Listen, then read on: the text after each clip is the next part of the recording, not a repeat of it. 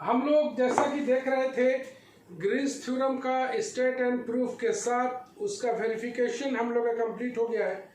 तो अब हम लोग चलेंगे एक नए थ्योरम की ओर। नए थ्योरम में आने वाला है गॉस डाइवर्जेंस थ्योरम। थोड़ा सा प्रूफ में बड़ा है, लेकिन बड़ा होने के बावजूद ये बहुत टफ नहीं माना जाएगा, समझने लायक है पूरा। तो आज हम लोग शुरू करते हैं Gauss divergence theorem.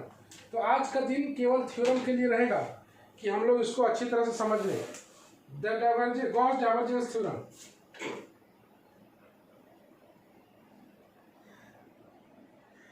Gauss divergence theorem state and proof पूछा जाता है अक्सर। तो सबसे पहले इसका हम लोग स्टेटमेंट पर आएंगे। गॉस डाइवर्जेंस थ्योरम, तो स्टेटमेंट इसका हम लोग लिख लेते हैं। अच्छा है, ये वॉल्यूम इंटीग्रल और सरफेस इंटीग्रल के बीच रिलेशन एस्टैब्लिश करता है। ये वॉल्यूम इंटीग्रल और सरफेस इंटीग्रल के बीच का रिलेशन डेवलप करता है। इसका जो 3 वैरायटी पढ़ना है, पहला स्टेट एंड प्रूफ, दूसरा इसका verification, verify Gauss divergence theorem, और तीसरा इसका यूज करते हुए कुछ सवाल करना है। तो हम लोग इसका स्टेटमेंट सबसे पहले लिखें। The suppose V is a volume bounded by a closed piecewise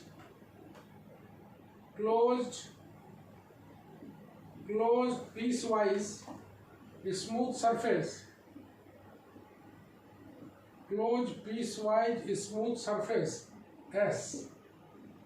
Suppose a function of x, y, z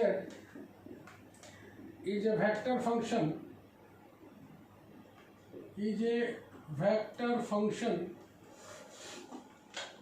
of position, which is continuous and has continuous first partial derivative, continuous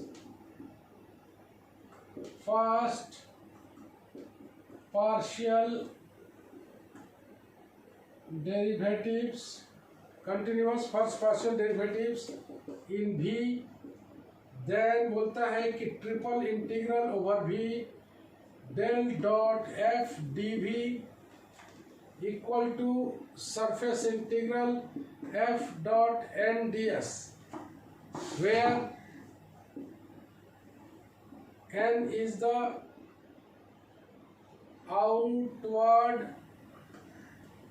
outward drawn unit normal vector to S।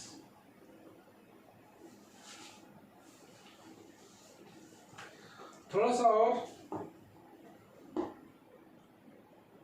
Otherwise एक तरीके से और define किया जाता है। The surface integral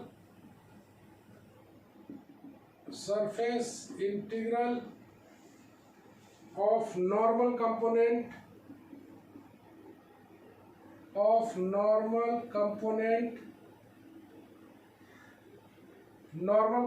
जो होता है वो f डॉट n होता है। जो f डॉट n दिख रहा है वही नॉर्मल कंपोनेंट होता है। Normal component of vector f taken over a closed surface is equal to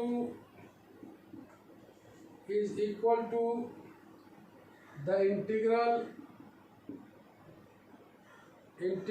of the divergence of f taken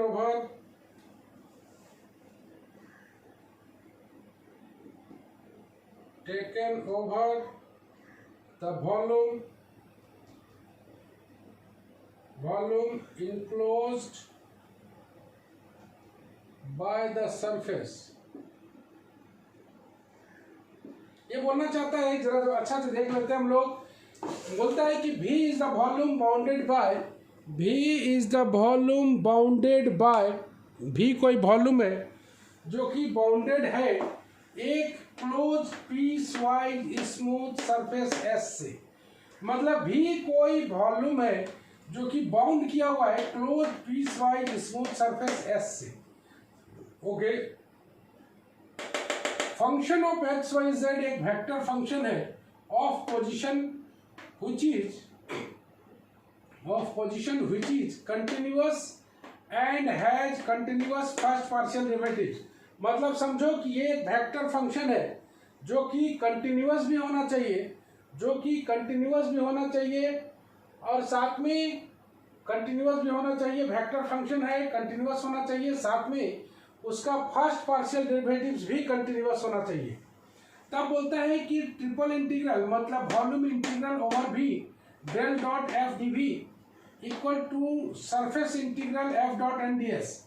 इसी को बोलते हैं हम लोग normal component, F dot n को ही हम लोग बोलते हैं normal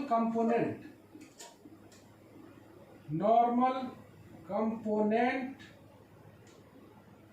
of f, normal component of f ऐसे बोलते हैं।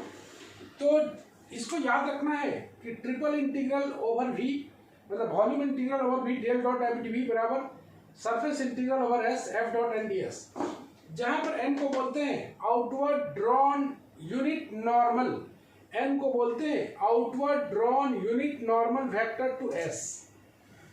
इसको अदरवाइज डिफाइन किया गया है। अदरवाइज कहने का मतलब एक दूसरा तरीके से भी डिफाइन किया जाता है। दूसरा तरीका से बोलता है कि सरफेस इंटीग्रल किसका लिया गया है, तो नॉर्मल कंपोनेंट का लिया गया है। सरफेस इंटीग्रल किसका, normal component of vector F, okay, taken over a close surface, ये बराबर होगा किसके,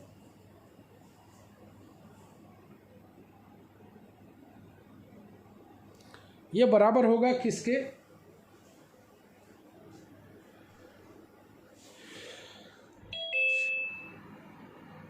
ये बराबर होगा किसके, तो सरफेस इंटीग्रल किसका होगा, तो normal component F dot N of vector F taken over a close surface, ये बराबर होगा integral of divergence of F. तुमको ये दिखाई दे रहा होगा divergence, integral of divergence of F taken over the volume enclose by the surface.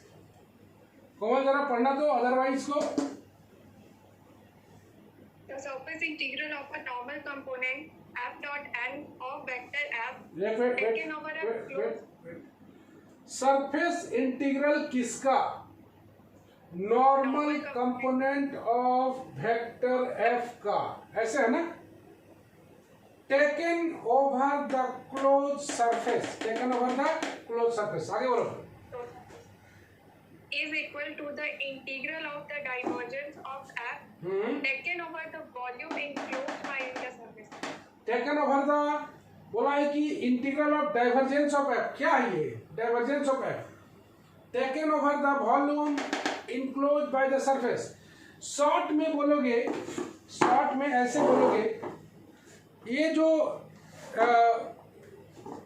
जो गॉस डाइवर्जेंस थ्योरम है, ये इस रिलेशन स्टैब्लिश करता है वॉल्यूम इंटीग्रल और सरफेस इंटीग्रल में। It establish the relation between volume integral and surface integral. ये relation बनाता है वॉल्यूम इंटीग्रल और सरफेस इंटीग्रल में। अब सरफेस इंटीग्रल किसका बनाता है, सरफेस इंटीग्रल, तो एफ डॉट एन है क्या, normal component of vector F taken over the close surface, okay. ये बराबर होता है किसके, ट्रिपल इंटीग्रल ऑफ या वॉल्यूम इंटीग्रल ऑफ किसका, तो डाइवर्जेंस ऑफ एफ का बोला है, is equal to integral of the divergence of F taken over the volume enclose by the surface. यही है तुम्हारा गॉस डाइवर्जेंस थ्योरम। तो गॉस डाइवर्जेंस थ्योरम का स्टेटमेंट अगर लिखने आता है तो हम लोग यही लिखेंगे। थोड़ा सा इसमें Cartesian equivalent of divergence theorem लिखना है। Cartesian equivalent of divergence theorem. ये बोलता है कि लेट f बराबर f1i plus f2j plus f3k। मान लिया f बराबर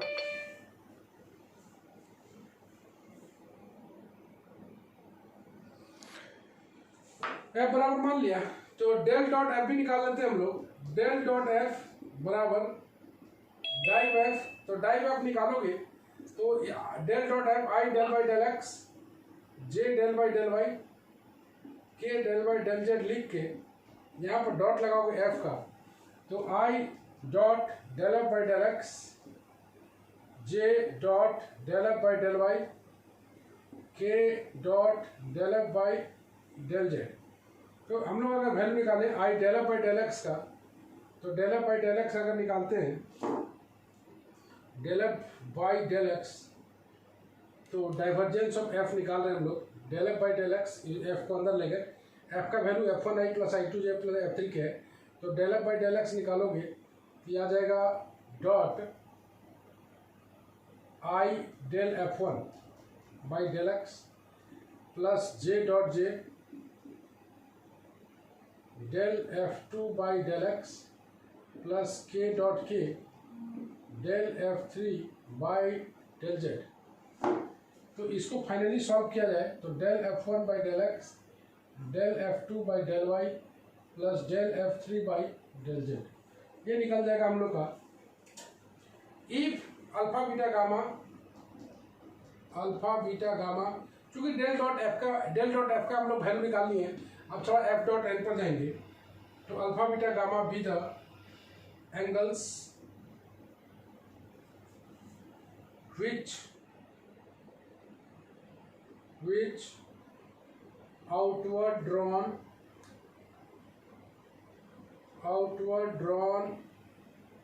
unit normal and max with x, y and z axis, तो then cos alpha, cos beta, cos gamma are the direction cosine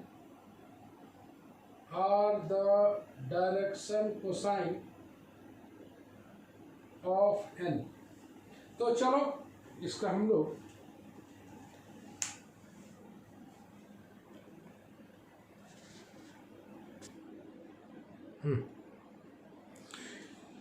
तो हम लोग स्टेटमेंट को अच्छी तरह समझ चुके हैं, डेल डॉट एफ निकाल चुके हैं, डेल डॉट एफ निकल गया है अल्फा। अब हम लोग दोनों का वैल्यू निकालना चाह रहे हैं, एक एफ डॉट एन का और एक डेल डॉट एफ का।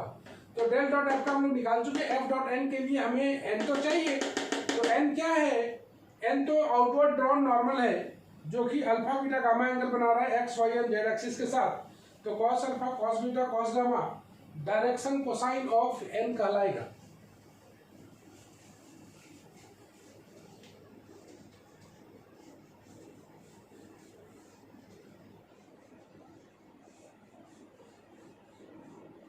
डायरेक्शन कोसाइन ऑफ एन कहलाएगा। कौन? एन। तो मेरे पास एफ तो है ही, एन जरा सा वैल्यू निकाल लें हम लोग। एन बराबर हो जाएगा, देन एन बराबर हो जाएगा cos alpha I cos beta J cos gamma के। तुम जान रहे हो एन ऐसे ही निकालते थे हम लोग, तो एफ डॉट एन भी निकाल लेते हैं। एफ मेरे पास है f1i f2j f3k dot N के बारे में जाने हम लोग, cos alpha I cos beta J cos gamma के। अगर हम लोग इसका वैल्यू निकाल लें तो ये आ जाएगा f1 cos alpha, f2 cos beta, f3 cos gamma. ये निकल गया वैल्यू f डॉट एन का। ये निकल गया वैल्यू एफ डॉट एन का, ये निकल जाएगा एफ डॉट एन का वैल्यू निकल गया मेरे पास। तो the Gauss divergence theorem can be written as therefore गॉस डाइवर्जेंस theorem can be written as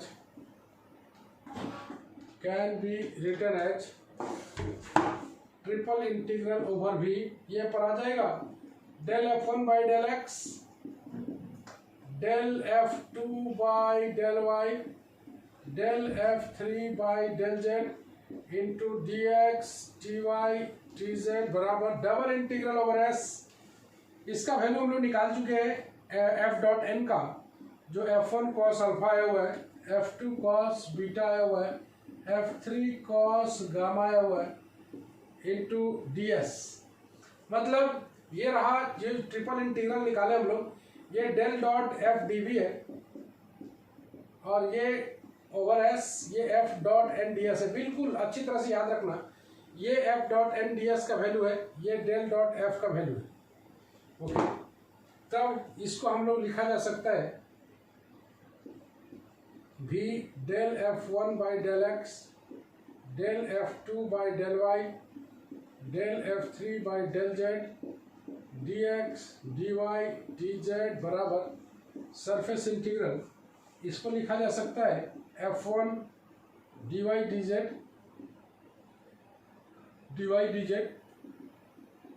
f2 इसको लिखा जा सकता है dz dx, इसको लिखा जा सकता है f3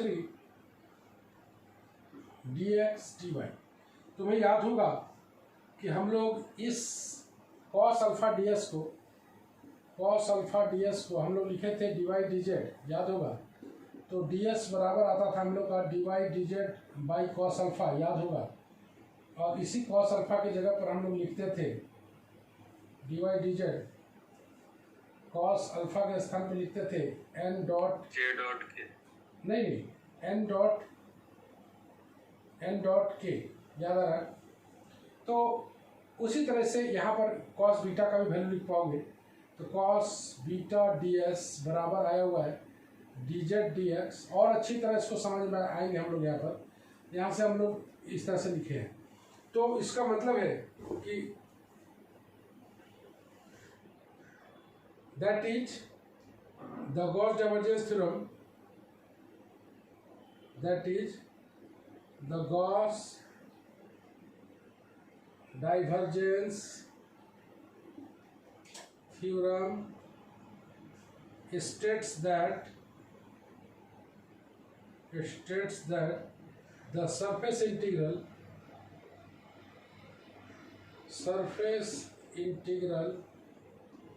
may be expressed as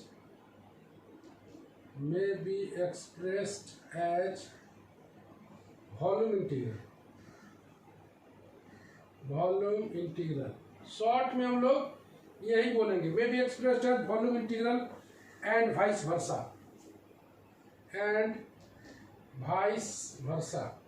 vice versa का मतलब होता है उसका उल्टा, vice versa।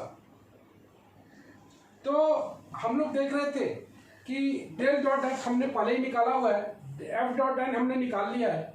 Gauss divergence theorem बोलता है कि डेल f1 तो वैल्यू पुट कर दिया है, कोई दिक्कत नहीं है। यहाँ पर जब हम लोग सॉल्व करेंगे इसको, जब हम लोग इसको प्रूफ करेंगे, तो del f1 by del x dx dy dz बराबर हम लोग लाएंगे f1 dy dz, इतना एक निकालेंगे, बाकी बात को सिमिलरली करेंगे। तो एक ही निकालना है, बाकी बात को सिमिलरली करना है। तो ये बहुत बड़ा चीज नहीं होगा।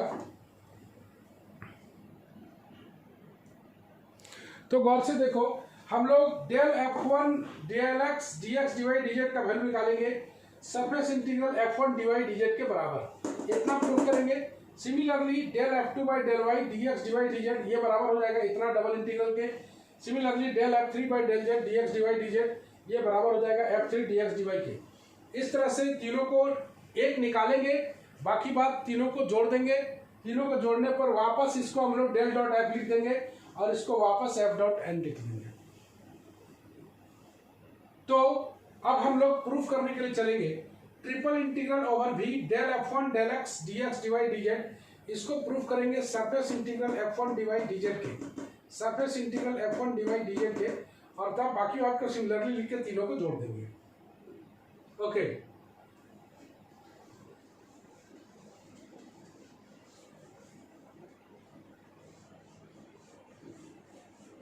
अब हम लोग करेंगे इसका प्रूफ करेंगे इसका प्रूफ। बहुत टफ नहीं होता है, ठीक ही होता है। प्रूफ के लिए एक छोटा सा फिगर बनाना होगा। ऐसा फिगर हम लोग पहले भी बना चुके हैं। ओ एक्स वाई जेड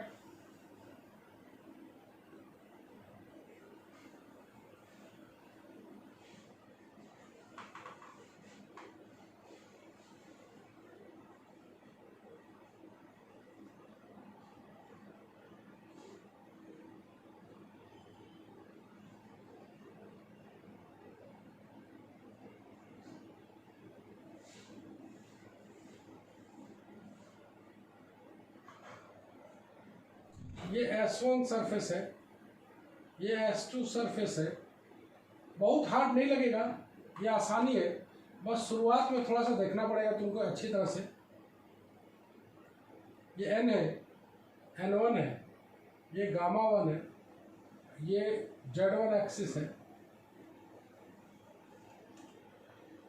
इसी तरीके से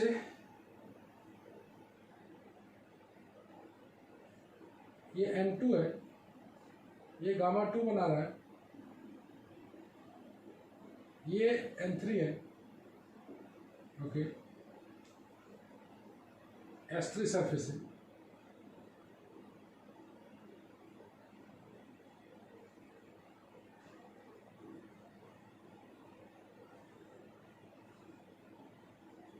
R है। फिगर मेरा तैयार है, गौर से देखो।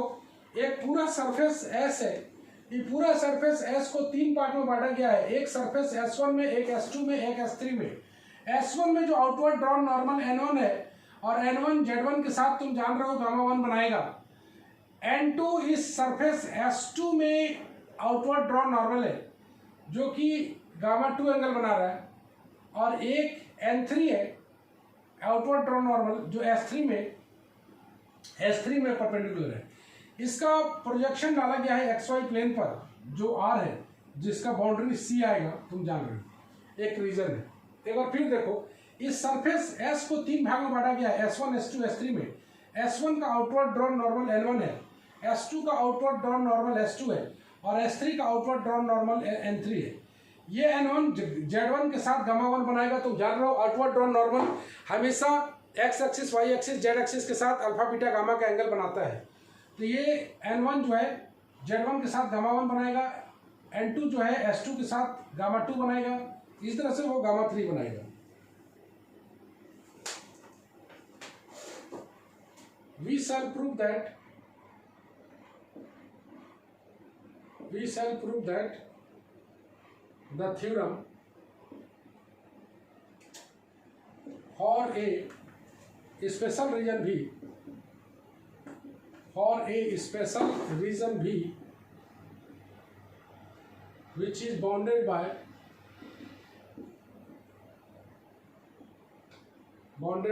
a piecewise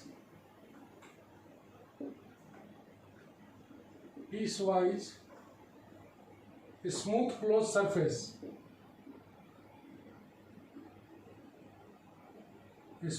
closed surface, S, okay, if R is the orthogonal projection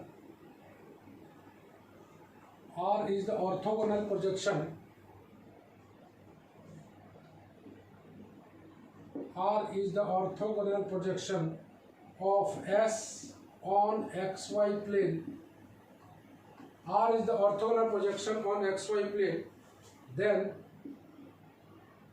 V can be represented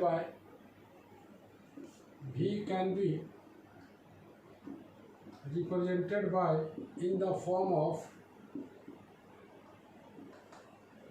Z lying between f of x y और यहाँ पर है g of x y। मतलब z लाई कर रहा है फंक्शन ऑफ एक्स वाई और g of x y के बीच में। हम प्रूफ करेंगे इस थ्योरम को फॉर ए स्पेशल रीजन भी, स्पेशल रीजन भी के लिए which is bounded by piecewise smooth surface S, जो कि bounded by piecewise smooth surface S है।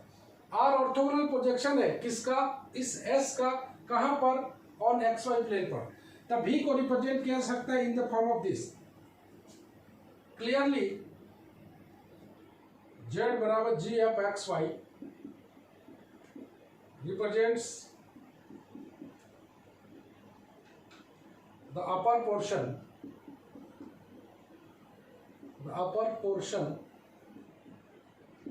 S1 of S। Z बराबर f of x y represents the lower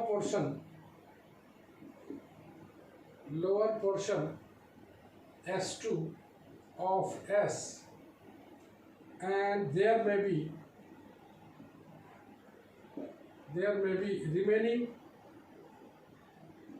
remaining vertical position S3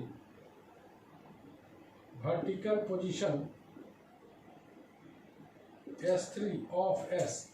ये बोलना चाहता है कि Z बराबर G X Y represents the upper portion S1। इस portion का फंक्शन जो है ना, इस पोर्शन का जो फंक्शन है वो Z बराबर जी ऑफ एक्स वाई है, ये वाला, और Z बराबर f of x y lower portion है। ये S2 को लोअर पोर्शन को रिप्रेजेंट कर रहा है, Z बराबर function of x y. And there में भी रिमेनिंग वर्टिकल पोजिशन जो है वो S3 है, किसका, S का। S को तीन भागों में बांटा गया है।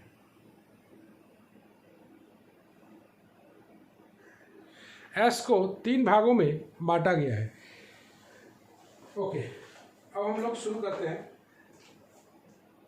Triple integral V del F3 by del Z dV, value put कर दिया जाए del F3 by del Z, dV की जगह पुट कर दिया जाए dx dy dz। वही देखो पहला वाला पार्ट निकाल रहे हैं, इसको अगर सॉल्व किया जाए R में ऑर्थोगोनल प्रोजेक्शन डाल दिए तो Z बराबर f ऑफ एक्स वाई, यहाँ पर आ जाएगा g of x y del F3। तुम देख रहे हो विथ रेस्पेक्ट टू Z कर रहे हैं, इसलिए Z का लिमिट यूज कर रहे हैं, del F3 by del Z into d z, यहाँ पर ब्रैकेट बंद dx dy।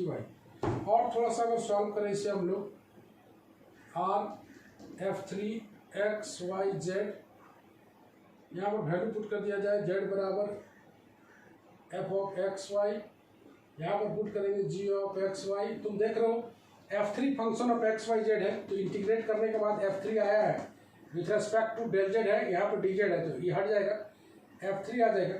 अब इसका लिमिट पुट कर देते हैं तो R F3 ये आ जाएगा एक्स वाई, जेड के स्थान पर g of x y minus F3 x y f of x y. Put कर दिया लिमिट, बाहर में dx dy अपने जगह पर, इसको इक्वेशन नंबर 1 बना दिया।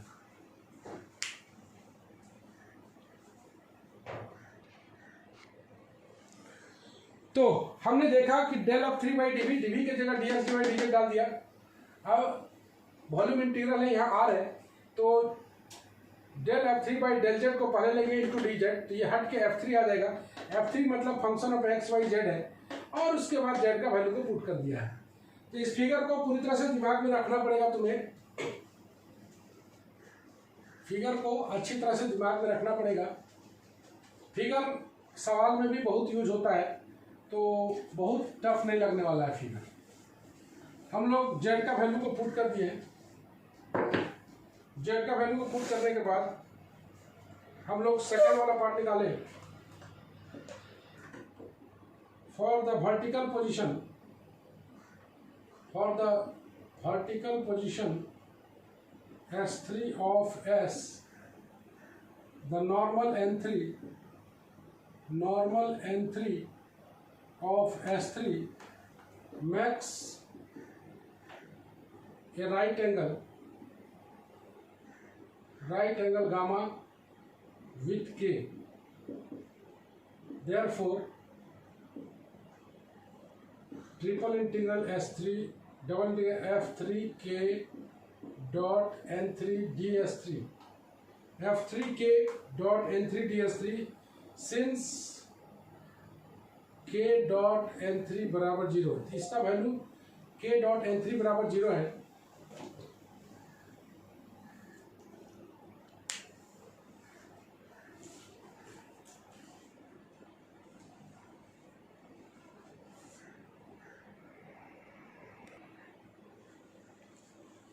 तो हम लोग जो वर्टिकल पोजीशन था, चूंकि K डॉट N3 बराबर 0 आएगा, इसलिए इस पूरे का वैल्यू आ गया है 0।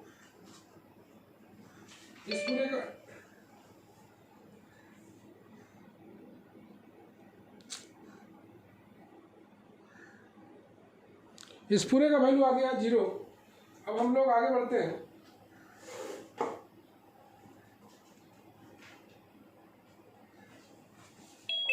From the upper, for the upper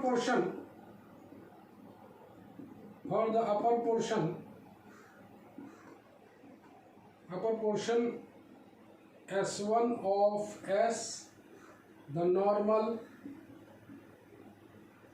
N1 of S1 makes an angle gamma 1 with K, ये आ जाएगा K डॉट N1 ds बराबर cos गामा 1 ds बराबर dx dy। Hence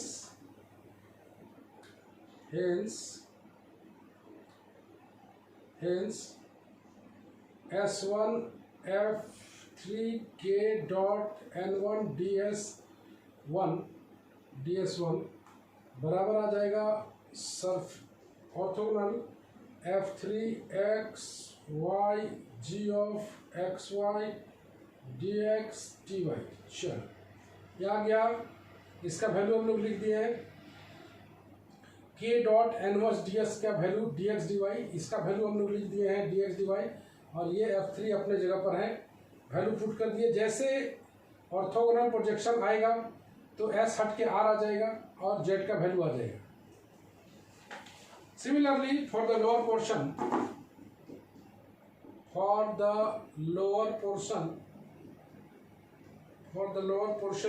S2 of S, the normal N2 to S2 makes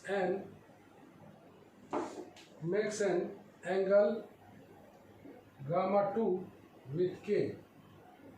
तो अगर हम लोग K dot N2 का वैल्यू निकाले ds2 का, तो cos गामा 2 ds2, तुम जान रहे हो इसका वैल्यू cos गामा 2 लिख दिए हम लोग ds2, और इसका वैल्यू लिखेंगे माइनस dx dy। उल्टा हो जाएगा, रोटेशन उल्टा हो जाएगा। तुम देख रहे हो नीचे है, जेड एक्सिस के नीचे है, तो ये माइनस में आ जाएगा। Hence S3 F3K N2 ds2 बराबर माइनस R, यहाँ पर आ जाएगा F3XY फंक्शन ऑफ XY, यहाँ पर आ जाएगा dx dy। फाइनली तीनों को अगर जोड़ दिया जाए, एक आ जाएगा S3 F3K dot N3 ds3 plus S1 F3K dot N1 ds1 plus S2 है ना, S2 F dot K dot N2 ds2।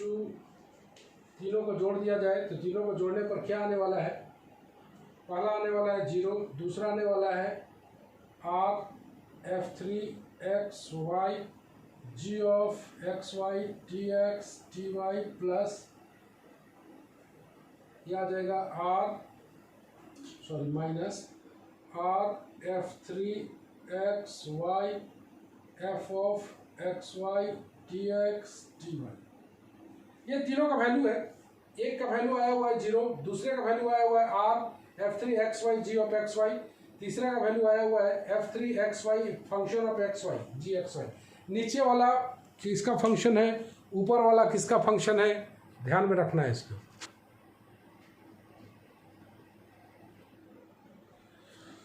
चलो आखिर में हम लोग तीनों को जोड़ देते हैं।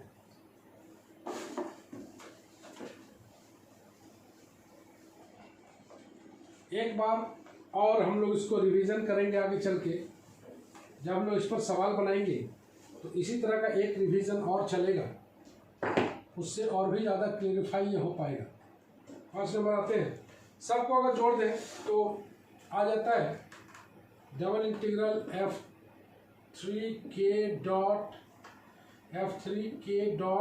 n ds बराबर triple integral v del f3 by del z dv। यही निकाले थे हम लोग नंबर 1। सिमिलरली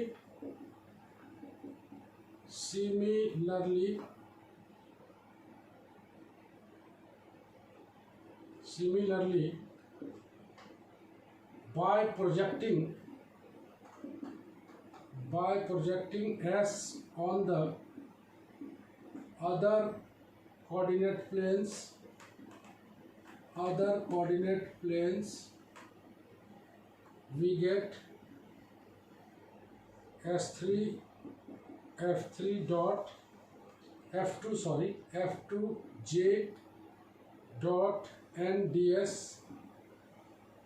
बराबर आ जाएगा। बोले थे कि एक निकाल के सिमिलरली निकालना है, del f2 by del y dv number 2, and similarly लिखेंगे s, ये था s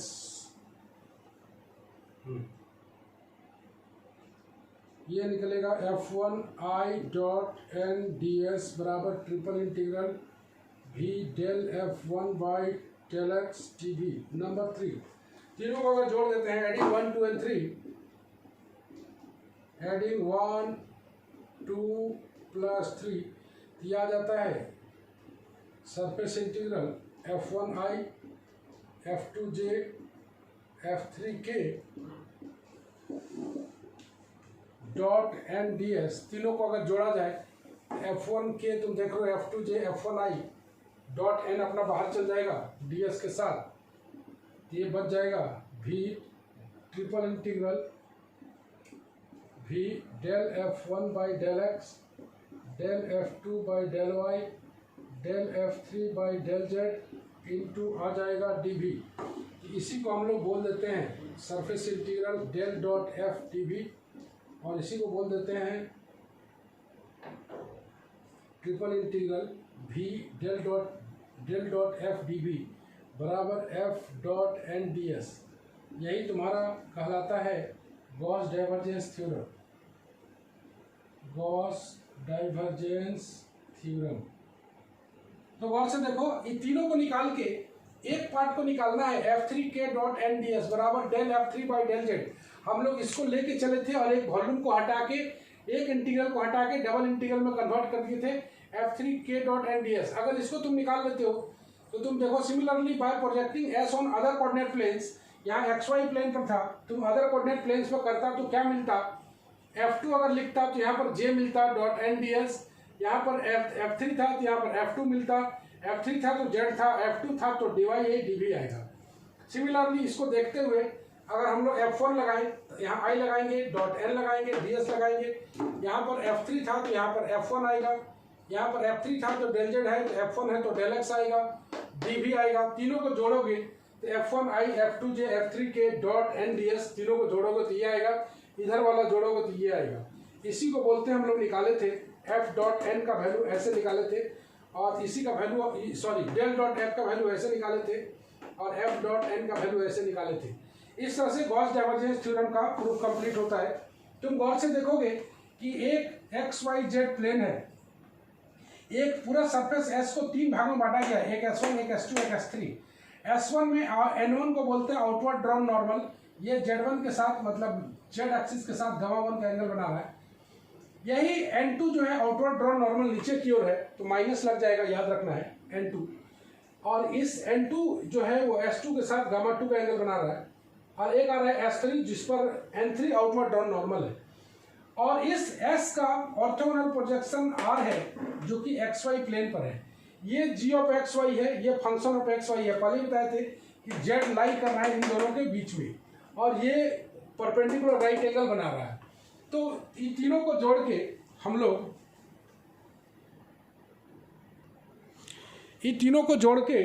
हम लोग गॉस डाइवर्जेंस थ्योरम का प्रूफ कंप्लीट करते हैं। तो एक बार इसको तुम कॉपी में अपना उतारोगे, पीडीएफ से उतारने के बाद बहुत बढ़िया से देखोगे तो तुम्हें समझ में आएगा कि क्या हम किए हैं। एक पार्ट को करोगे, दूसरा तीसरा पार्ट तो सिमिलरली होता है, कोई प्रॉब्लम कहीं नहीं होने जा रहा है। इसका प्रॉब्लम और भी बढ़िया है, चूँकि वॉल्यूम इंटीग्रल हम लोग निकालना सीख चुके हैं, सरफेस इंटीग्रल निकालना सीख चुके हैं, तो दोनों को बराबर साबित करने में हमें कोई दिक्कत नहीं होने जा रहा है। तो अगर वेरिफिकेशन में दिक्कत नहीं है तो तुम सीधा थ्योरम पर फोकस करो। थ्योरम कंप्लीट मतलब गॉस डाइवर्जेंस थ्योरम का पूरा A to Z वो सेक्शन कंप्लीट हो जाएगा। A to Z वो सेक्शन कंप्लीट हो जाएगा, बहुत बड़ा दिक्कत नहीं है। उम्मीद करते हैं कि आज का क्लास समझ में आया होगा अच्छी तरह। और हम लोग जो है 24 और 26 क्लास ना लेके हम लोग एक क्लास हो सकता हो कल रखें हम लोग कोई भी टाइम, तो कल हम लोग कोई टाइम में क्लास रखेंगे। और उसके बाद जो है कल का क्लास परसों हम लोग को छुट्टी रहेगा 24 को, तो कल वाला क्लास हम लोग परसों वाला क्लास को कल हो सकता हो शिफ्ट करें। तो आज के लिए बस इतना ही, बाय बाय।